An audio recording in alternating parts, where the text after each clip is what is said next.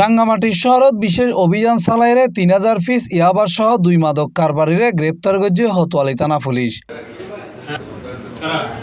বৃহস্পতিবার আজইন্যে শহরের মারি স্টেডিয়ামের প্রধান ফটকের সামনে অভিযান চালাইলে তারারে আটক করা হয়।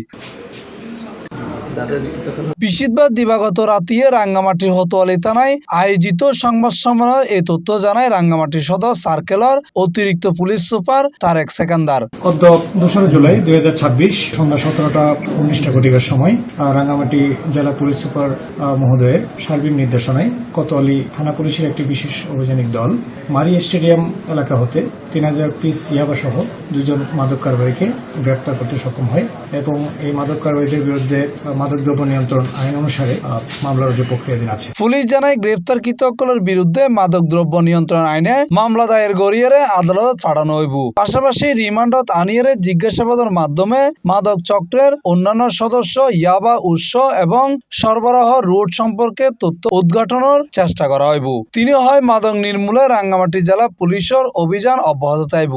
জিজ্ঞাসাবাদে আমরা যেটা জানতে পেরেছি, তারা আসলে ৩,০০০ পিস ইয়াবা সহ যেহেতু তাদেরকে আমরা পেয়েছি, তারা মাদক ব্যবসায়ী, পেশাদার ব্যবসায়ী এবং তারা মাদক বিক্রয়ের উদ্দেশ্যে এই মাদকগুলো তারা বহন করছিল।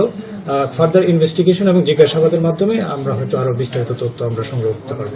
চালানের রুট পাওয়ার জন্য অবশ্যই তাদেরকে আমরা মামলা রুজু করার পরে রিমান্ডে আনার মাধ্যমে ফার্দার ইনফরমেশন পাওয়ার জন্য আমরা তাদেরকে জিজ্ঞাসাবাদ করব এবং জিজ্ঞাসাবাদের মাধ্যমে এই মাদক রুট এবং কোথা থেকে মাদকগুলো এসেছে এবং কোন রুটে মাদকগুলো তারা পরিবহন করে, এগুলো সবকিছুই আমরা ফাইন্ড আউট করার জন্য আমরা চেষ্টা করব জিজ্ঞাসাবাদের মাধ্যমে। এবং আমাদের জেলা মাননীয় পুলিশ সুপার মহোদয়ের সার্বিক নির্দেশনায় আমরা মাদকের বিরুদ্ধে জেলা পুলিশের সার্বক্ষণিক আমাদের অভিযানিক টিম সবসময় অ্যাক্টিভ আছে এবং মাদকের বিরুদ্ধে জিরো টলারেন্স নীতি অনুসরণ করে আমাদের জেলা পুলিশ মাদকের বিরুদ্ধে সার্বক্ষণিক অভিযান চলমান রাখছে।